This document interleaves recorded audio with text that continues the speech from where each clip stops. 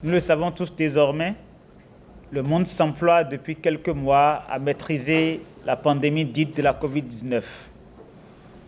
Notre pays n'est pas en marge de cette lutte. Mais il a choisi de déployer des solutions originales pour la prévention et la riposte en tenant compte de nos réalités. Ces solutions font leurs preuves. Avant d'y revenir, je voudrais préciser qu'à ce jour, lundi 20 avril 2020, le Bénin compte au total 54 cas confirmés, dont 40, quoique positifs au test de dépistage, ne présentent aucun signe de la maladie.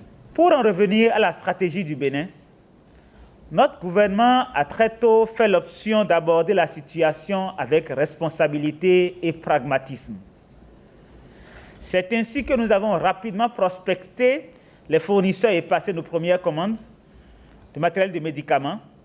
Et ceux-ci, comme vous l'avez observé ces derniers jours, nous sont livrés et nous permettent de prendre en charge les malades.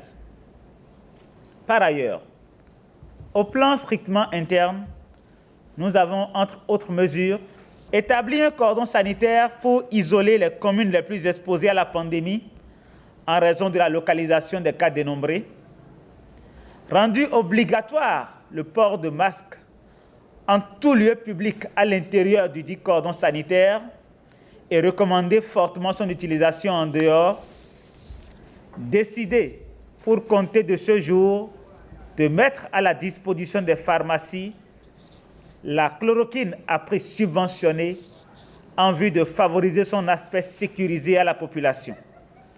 Cette option se justifie par le fait que nous anticipons que les contacts seront de plus en plus observés et si leur prise en charge se fait précocement, nous maximiserons les chances de ne pas aboutir aux complications sources de décès. Enfin, dans sa stratégie globale de riposte, le gouvernement a fait l'option d'un dépistage systématique des personnes symptomatiques, de même que tous les contacts des personnes contaminées. C'est dans ce cadre que nous avons réceptionné plusieurs équipements nous permettant de rendre opérationnels de nombreux laboratoires de dépistage. Il s'agit notamment de postes de sécurité microbiologique de niveau 3, de centrifugeuses réfrigérées, de chaînes d'électrophorèse et surtout de 40 thermocycleurs, encore appelés appareils de PCR, pour la lecture finale des résultats, ainsi que de divers autres petits matériels nécessaires pour les manipulations. Avec l'acquisition de ces équipements, notre capacité de diagnostic s'étend désormais jusqu'à 16 000 tests par jour.